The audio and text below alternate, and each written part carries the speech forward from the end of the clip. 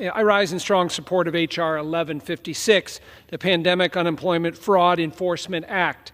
This bill extends the statute of limitations for CARES Act unemployment fraud from 5 to 10 years to provide law enforcement agencies with more time to go after the fraudsters and international criminal organizations.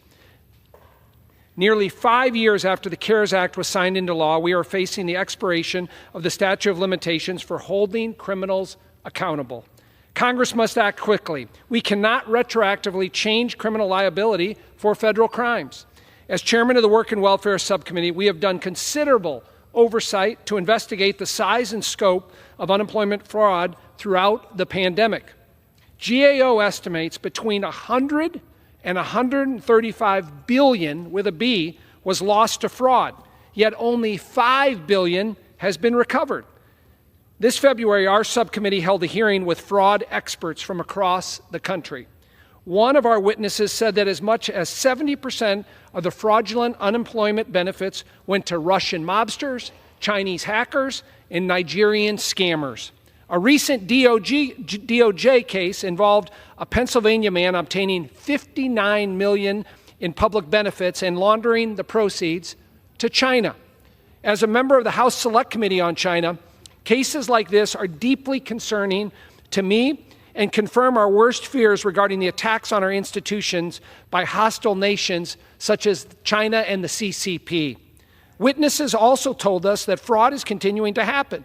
Fraudsters are now targeting the disaster unemployment benefit using stolen identities of California fire victims. The Pandemic Unemployment Fraud Enforcement Act is a common sense bill that doubles the statute of limitations so we can recover hundreds of billions of stolen taxpayer dollars. Prosecuting bad actors has a ripple effect that will deter crime and prevent additional losses to the government and American taxpayers.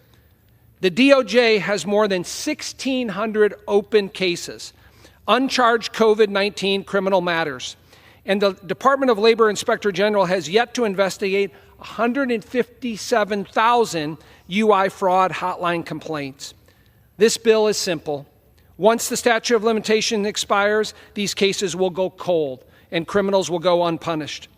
Let me be clear. A vote against this bill is a vote to surrender to fraudsters and criminals. Don't let the criminals and fraudsters win. I urge my colleagues to support this bill, and I yield back.